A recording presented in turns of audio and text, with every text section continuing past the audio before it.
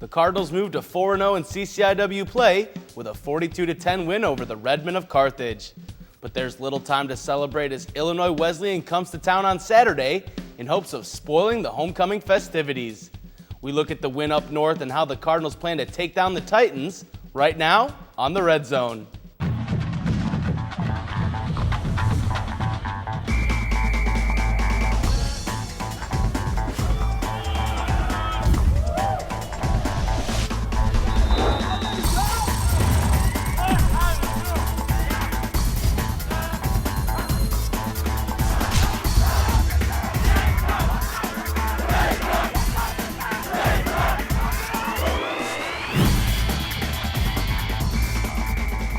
Welcome to the Red Zone. I'm Mark Dahlquist. With me to start things off is head coach for the Cardinals, John Thorne. Coach, thanks so much for coming in. It's a pleasure. And it was definitely a pleasure watching the Cardinals on Saturday as you guys get another conference victory with a 42-10 win over Carthage. That was a hard-fought game. That first quarter was 0-0. Carthage played really hard. They had a good scheme, and like always, they make it tough. You know, every down you got to work hard if you're going to get a good play against them. So I was very happy with the way our kids played. They settled in and did a lot of really great things. Yeah, it seemed once the team hit its stride, there was really no stopping the Cardinals. Well, it starts snowballing once it gets going, but you need somebody to make one of those good plays right away. And usually it turns out to be, Nick Kukok or somebody like that on the offensive side. But Spencer threw some really great balls this week, and the guys made some great catches on some of those. So I thought we had a really nice balance between offense between running and passing. And defensively, the plays that really got us started, of course, were Durking's interceptions. Where, oh my gosh, those were really fun. And then Tyler Rashi helped a ton to get started, but he was bombing his punts. I mean, he had 5 punts, averaged 47 yards a punt. That's a pretty good day. Well, the Cardinals got it done on both sides of the ball to come away with the victory over the Redmen. Let's go to the highlight. Shane Durking and the Cardinals making the trip up north to Kenosha, Wisconsin, going against quarterback A.J. Simoncelli and the Redmen. Cardinal offense start to find their groove towards the end of the first quarter as Spencer Stanek hits Jeff Stolzenberg for a 15-yard gain. Then Stanek finds Peter Sorensen for another 20 yards and a first down Cardinals. That takes us to the second quarter where Jordan Tassio on the option changes field direction and spins his way to the end zone for a 7-0 Cardinal lead. Redmond trying to respond 2 drives later as Simoncelli looks deep, but Shane Durking's right there to make him pay.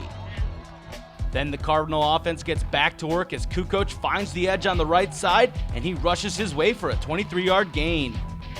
Then Stanek hooks up with Chad O'Kane, who tries to fall into the end zone, but he's down by contact. Jordan Tassio would take care of the rest, and he gives the Cardinals a 14-0 lead with the 1-yard run. Carthage now in catch-up mode as Simoncelli tries to air it out again, but Josh Mitchell and Durking do the tip drill to perfection as Durking returns his second pick of the quarter to the 47-yard line. Then Kukoc showing he can do more than just rush the ball as he makes the grab and stays on his feet and turns it into a 25-yard gain to the Redmen 24. Now in the red zone, Stanek has trips to his right, but he goes left to Peter Sorensen.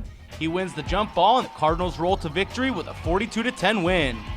So, Coach, you mentioned Tyler Rashi with a real nice day, 47-yard average on the punts, but in the return game, Juliano Fuentes, for the second week in a row, returns the punt over 60 yards.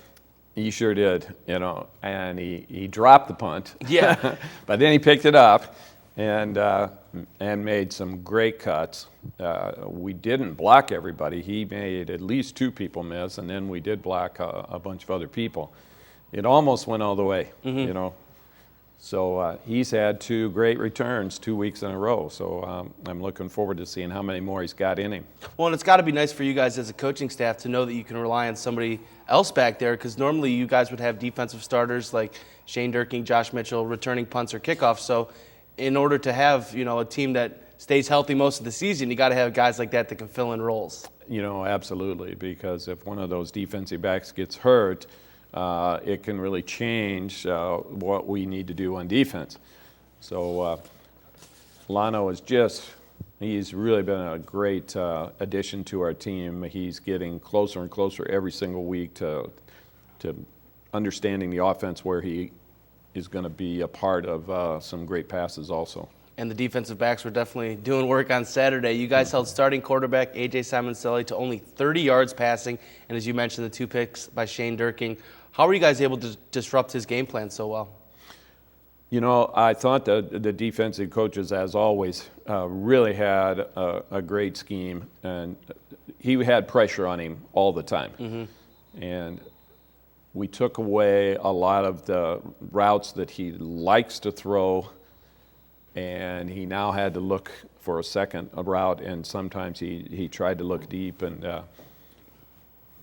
it was just a little too late, you know. So when he let it go, it's a little off target, and when you throw deep late, those get intercepted quite a bit. Well, and it's got to be nice to see them doing the tip drill almost to perfection, the way Josh tipped it up and Shane was able to ball hawk it down. Yeah, that was a great play. You know, and then running the ball for them, they had another big bruising back in Derek Bellamy, but you guys were able to contain him, and really he was a non-factor until later in the game. Yeah, in the second half, I was very impressed with how hard he ran, and I really thought their offensive line opened some nice holes for him. So we do need to work a little bit more on our run fits, you know, because we're running into some really great teams this last 3 weeks, and they've got a good complement between pass and run. Right. And they're going to pass it a lot better than what we've seen, and so if we don't shut that run down, it's going to be hard to get them off the field sometimes. It's really hard for a team to get its passing game going sometimes if their run game isn't working. Absolutely, yeah. Awesome, Coach. Well, we hope to see you guys shut down that run game. Don't go anywhere, because we continue to break down the Cardinals with Coach Thorne right after this.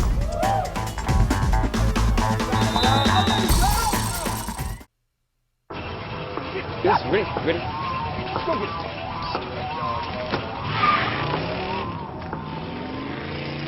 Oh, come on, Randy.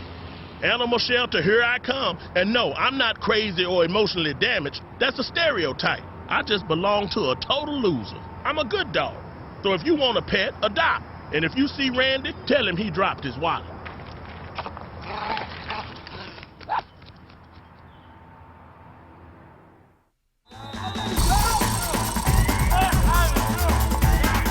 Welcome back to the Red Zone. With us still is head coach John Thorne. Coach, so we were talking about the Redmen's offense a little bit, but the Cardinal offense definitely got going after that, you know, a little bit of a slow start in the first quarter. You know, Spencer Stanek was able to get 2 third-down conversions through the air, and then Jordan Tassio 2 fourth-down conversions on the ground in order for you guys to get that first score. Yeah, we don't like to have to go on 4th down, but I just had a lot of confidence that they were going to be able to get that, and so I asked Coach Jeff to, hey, I'm taking a timeout here, you talk it over, and let's make sure you've got the run play that you really want. And then they did it one more time to actually finish it off. But Carthage did very well at the beginning. Now, we had 2 third-down passes that we dropped right away. They were tough catches. We got hit hard, you know. So when that starts happening, you don't know if that's going to keep happening or not. And so we decided, let's go ahead and try and get the touchdown. We ended up 6 for 6 in the red zone, and all 6 were touchdowns. The guys have really done a great job in the red zone ever since back to game 1 when we struggled. Yeah, and you mentioned the 6 for 6 in the red zone. That's really got to put some confidence in your offense as you guys are hitting a real tough schedule ahead with Wesleyan and Wheaton, the next 2 opponents on the schedule. They're very good, you know, and we were really surprised that their game against each other was that high scoring, because both of them, their defensive numbers were very similar to ours. All 3 of us looked like we had the same kind of defense, and then, wow, both teams score big numbers. So now we have to find out, you know, is our defense going to give up points, or are we going to still be able to play good defense against these 2 good offensive teams, which is always the fun challenge. Yeah, and definitely with those tough defenses you guys will be facing, hopefully you'll be looking to Jordan Tassio and Nick Kukoc, the sort of 1-2 punch you guys have relied on all year. I don't know if you realize this, but Nick was able to pass the 3,000-yard mark during that game against Carthage. Do you think he even realized he was about to set that milestone during the game? I don't think so. We hadn't talked about it at all. In fact, I didn't even know until you just told me that he passed it. Of course, what would be really great if he passes 4,000 before this year is over. You know, if you get in the playoffs, there's a lot of games there if you can keep going. And so I'm very happy with the way both of them are playing. They're great down by the goal line. I mean, Jordan has put in so many touchdowns, and Nick has made so many big plays for us, getting us close to the goal line. Right. They're a wonderful 1-2 punch. We're really going to miss them when they go.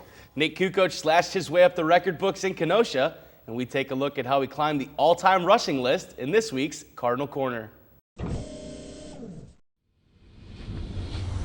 When Nick Kukoc rattled off a 55-yard run during the third quarter in the Cardinals' victory over Carthage, he joined an elite club of 3,000-yard rushers for North Central. But the senior running back had no idea what he had just accomplished. I actually had no clue. It's not something we pay attention to as players. We don't focus on the stats really. We just focus on the W. But at the end of the game, it was nice to hear that statistic. It's not the first milestone statistic for Kukoc. Last year in the playoff game against Wabash, he set the single-season rushing record, racking up over 1,200 yards in the year. But he wanted to accomplish even more in his final year as a Cardinal. He's done a great job in the offseason of making sure that he stays strong, keeps his weight up, is very flexible, is always stretching and that type of thing, and he's got a real good mind for what we're trying to run. And as all Cardinal fans know, Kukoc is not the only one doing the running, as he usually splits carries with fellow back Jordan Tassio. Having Jordan there, a lot of times when he's on the field with me, the defense doesn't know who's getting the ball. Therefore, we're able to create a diversion with one of us. Either he's going to keep it or I'm going to keep it. So I'm not sure if I'd achieve the goals that I've achieved if he wasn't here. Maybe I'd have more carries, but with him on the field, it's more of a strategic battle for the defense. Ever since I've been here, it's been Nick and Tass. It's been a great, it makes blocking really easy when those guys, all you got to do is give them a little seam and they run with it. And those little seams must look big to Kukoc, who joined Steve Holden and Dominic Sulo in the 3,000-yard rushing club. But he knows that he couldn't have done it alone. It's just a testament to show that how great our blockers are. You know, the linemen and the wide receivers do a great job of reaching their assignment and doing it. And with 3 more regular season games to go, and hopefully a deep playoff run in the future, there are plenty of more yards to come. Coach, you mentioned Jordan Tassio was a part of that 1-2 punch. He's only 1 rushing touchdown away from setting the single-season career record for rushing touchdowns. So there's another record that could be broken this week, but that seems to really help open up the passing game as Spencer was able to move the ball around, particularly Ryan Rizak doing a nice job in the slot, and then you got tall guys on the outside like Peter Sorensen and Jeff Stolzenberg. This young receiving crew really seems to be coming into their own. You know, they are, and they're feeling more confident every week. They're feeling more comfortable with the offense, and the same with Spencer. He is really seeing the defense before the ball snapped and making great decisions where he's delivering the ball. So if you took the running game away, that whole throwing thing becomes pretty tricky. Right. But having the 2 pieces really, really helps create a lot of difficulty for the other team, and we're hoping that the guys will be able to do it again this weekend. Well, we hope all the pieces come together against the Titans. Best of luck on homecoming weekend, Coach. All right, thanks a lot. Keep it right here, because after the break, we'll sit down with 2 Cardinals that are calling the signals on both sides of the ball. We'll be right back.